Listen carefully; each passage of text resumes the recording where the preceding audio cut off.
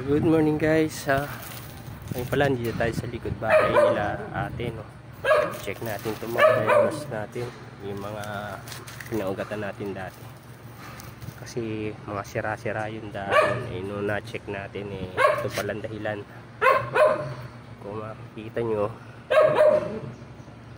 ayan, dami niya yung mga higad.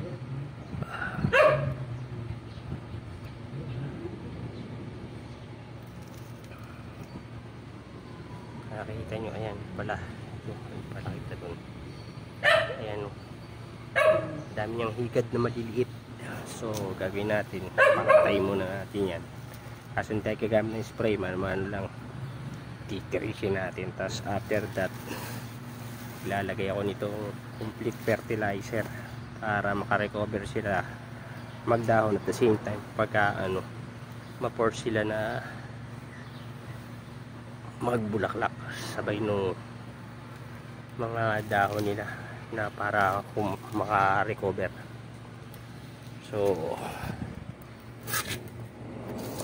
samahan nyo muna ako na papatay muna natin yung mga higad.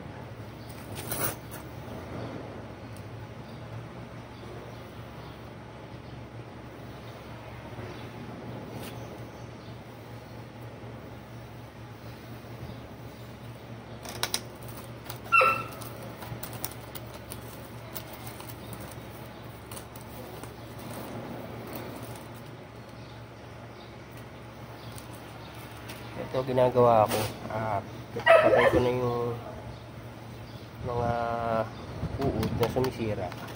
At the same time, inano ko na yung lupa niya, binukal ko na para mamaya bubudguran na lang natin sa paligid ng complete fertilizer. Pagkatapos tsaka natin diligan para ma-absorb ng ugat yung pataba natin sa abono.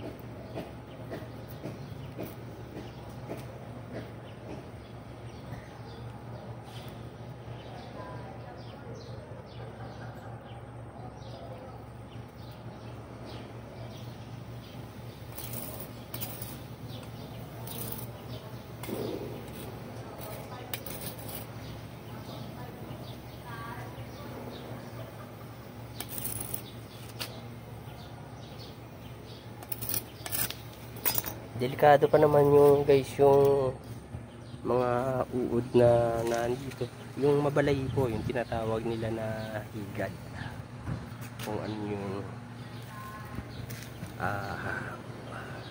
ganun yung mga uod na nandito sa halaman natin. So ayun, gano'n natin, pinapatay natin, dinudukal na natin yung lupa nga para pag maano natin.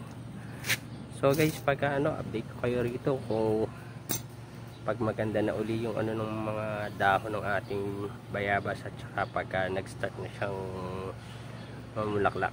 Thank you for watching, tsaka sana please suportahan nyo ako at yan nyo rin ako sa iba na mga kakilala nyo para pagka matulungan nyo naman ako sa aking FB page. Maraming salamat. God bless sa atin lahat.